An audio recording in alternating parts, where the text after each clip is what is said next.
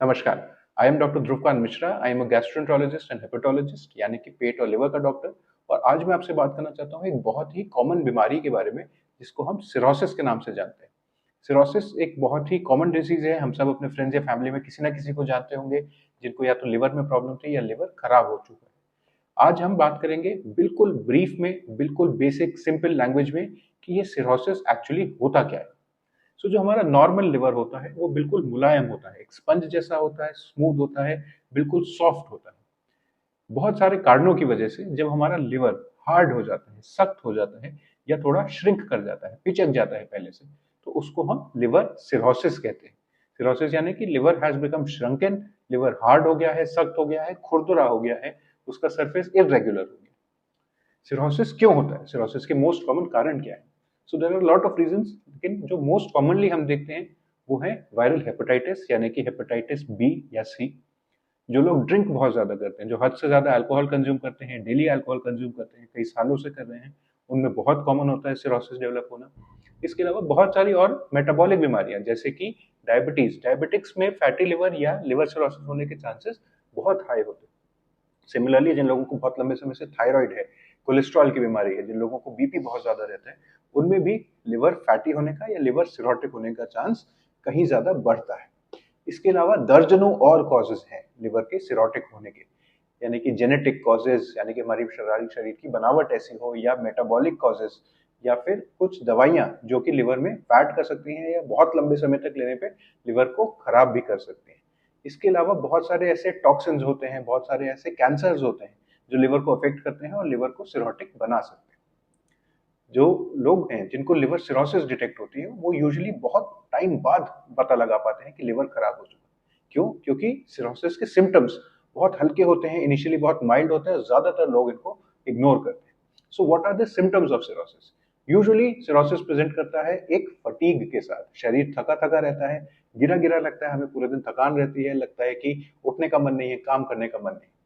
कुछ लोगों में पेट में पानी बनने लगता है, कुछ लोगों में पैरों में सूजन होने लगती है, कुछ लोगों के मुंह से या स्टूल से थोड़ा सा ब्लड आता है, लाल रंग की ब्लीडिंग होती है या काले रंग का स्टूल आता है, जो कि बताता है कि लिवर डिजीज थोड़ी सी एडवांस हो चुकी है। लेकिन इनिशियल स्टेज में this can present without any symptoms also. बहुत सारे ऐसे लोग हैं जिनको सीधा जब वो एडवांस स्टेज में होता है तब डायग्नोज होता है सिरोसिस, क्योंकि अर्ली सिरोसिस के बहुत ही कम साइंस एंड सिम्टम्स होते हैं। ज्यादातर लोगों को पता ही नहीं चलता कि अंदर इतनी बड़ी बीमारी पनप रही है। इसलिए बहुत जरूरी है कि हम हर साल अपने ब्लड टेस्ट कराएं, सालाना एक हेल्थ चेकअप कराएं, जिससे हमें अपने लिवर का स्टेटस पता चलता है। Third, what is the treatment of cirrhosis? Treatment of cirrhosis depends कि उसका कारण क्या है। क्या वो हेपेटाइटिस की वजह से है तो हम हेपेटाइटिस की मेडिसिन देते हैं। क्या वो डायबिटीज की वजह से है तो हम लिवर में जो डायबिटीज की वजह से चीजें डिपॉजिट हो गई हैं उनको कम करने के, लिवर को सूजन के कम करने की मेडिसिन देते हैं। So on and so fourth. अगर अल्कोहल की वजह से है तो उसकी मेडिसिन अलग होती हैं। ज्यादातर केसेस में ये अगर पूरी तरीके से कंप्लीटली क्योरेबल ना भी हो तो भी ये काफी हद तक रिवर्स हो जाता है, और कुछ केसेस में हम सिरोसिस को रिवर्स भी कर सकते हैं अगर वो समय रहते पकड़ में आ जाती है। सो रिवर्सिबल कॉजेज होते हैं सिरोसिस के। It is possible to reverse cirrhosis, but उसके लिए it is very necessary that we catch the disease in time. अगर हम बहुत लेट स्टेज पे पकड़ते हैं तो फिर उसको रिवर्स करना काफी मुश्किल हो जाता है।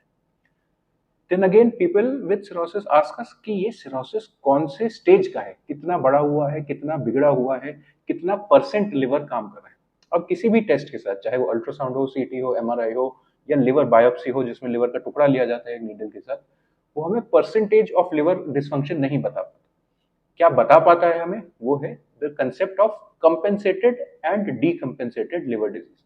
कंपेंसेटेड यानी कि जो लिवर का कुछ हिस्सा खराब है और कुछ हिस्सा काम कर पा रहा है। जो हिस्सा काम कम कर पा रहा है वो जो लिवर का हिस्सा खराब है उसके फंक्शन को टेक ओवर कर पा रहा है, यानी कि जो लिवर बचा हुआ है वो ना काम करने वाले लिवर के काम को भी कर पा रहा है। It is able to do the function for the entire liver, यानी कि it is able to compensate. इसको कंपेंसेटेड सिरोसिस बोलते हैं। ये अर्ली स्टेज होती है सिरोसिस की, जो इनिशियल स्टेजेस होती हैं सिरोसिस की उसको कंपेंसेटेड बोलते हैं। इसी तरीके से डीकंपेंसेटेड सिरोसिस होता है, यानी कि जो लिवर का बचा हुआ हिस्सा है वो बाकी पूरे लिवर का काम नहीं कर पा रहा है, लिवर का लोड नहीं उठा पा रहा। कैसे पता चलता है हमें डीकंपेंसेटेड सिरोसिस है? हमारे पेट में पानी भरने लगता है बहुत ज्यादा, मुंह से ब्लीडिंग होने लगती है, दिमाग में थोड़ी गफलत की स्थिति आती है, थोड़ा कंफ्यूजन होता है, या बहुत सारे लिवर के डिजीज के पेशेंट्स ऐसे होते हैं जिनको इन्वर्टेड स्लीप साइकिल होती है, दिन में ज्यादा सोते हैं, रात में ज्यादा जगते हैं, दिन में चिड़चिड़ापन, इरिटेबिलिटी ज्यादा हो जाती है, हाथों में कपकपी, ट्रेमर्स आने लगते हैं। इन सब चीजों में, जिसको हम हेपेटिक एनकेफेलोपैथी बोलते हैं, अगर ये सारे सिम्टम्स होते हैं तो उसको डीकम्पेंसेटेड सिरोसिस बोलते हैं, मतलब बचा हुआ लिवर पूरे लिवर का काम नहीं कर पा रहा है, which is an advanced stage of cirrhosis. Lastly, बहुत सारे लोग पूछते हैं कि क्या सिरोसिस का कोई फाइनल 100% ट्रीटमेंट है?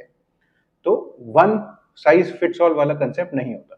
हर सिरोसिस का, हर पेशेंट का अलग अलग ट्रीटमेंट। कुछ लोगों में जिनमें डीकम्पेंसेटेड सिरोसिस है, एडवांस डिजीज है बहुत ज्यादा, उनको लिवर ट्रांसप्लांट की यानी कि लिवर प्रत्यारोपण की भी जरूरत पड़ती है, जो कि यूजुअली सक्सेसफुल होता है depending on the cause of the cirrhosis. ज्यादातर केसेस में लिवर ट्रांसप्लांट बिल्कुल अच्छे से सक्सेसफुल होता है, लोग एक लंबी हेल्दी लाइफ जी पाते हैं। क्या हर किसी को ट्रांसप्लांट की जरूरत पड़ती है? नहीं। बहुत सारे ऐसे लोग हैं जो कि बिना ट्रांसप्लांट के भी काफी सालों तक लिवर को चला पाते हैं, और कुछ लकी लोग ऐसे हैं जो कि अपनी लाइफस्टाइल को चेंज करते हैं, अपनी मेडिसिन को फॉलो करते हैं, और वो अपनी सिरोसिस को या तो बहुत रिड्यूस कर पाते हैं या फिर उसको रिकम्पेंसेट करा पाते हैं। यानी कि पहले डिकम्पेंसेटेड सिरोसिस थी, हमने लिवर को इतना सुधारा कि वो वापस कंपेंसेटेड सिरोसिस में चली गई है, या फिर वो सिरोसिस की स्टेज से और कम हो गई है। हमारी सिरोसिस रिवर्सिबल भी हो सकती है। सो ऐसा नहीं है कि सिरोसिस के हर पेशेंट को ट्रांसप्लांट की जरूरत पड़ती है, परंतु बहुत सारे लोगों को जरूरत पड़ सकती है। उसी के साथ साथ बहुत सारी ऐसी दवाइयां हैं, बहुत सारे ऐसे ट्रीटमेंट्स हैं, इंटरवेंशन रेडियोलॉजीज हैं, एंडोस्कोपिक ट्रीटमेंट्स हैं, a lot of things which can be done to prolong the health of the liver, ताकि हम लिवर को काफी समय तक आगे चला पाए। So this was in brief about cirrhosis of the liver. अगर आपके इस बारे में कोई भी कमेंट्स हैं, कोई प्रश्न है, कोई डाउट्स है जो आप पूछना चाहते हैं, please drop a comment in the comment section below and we'll be very happy to answer your questions. Thank you.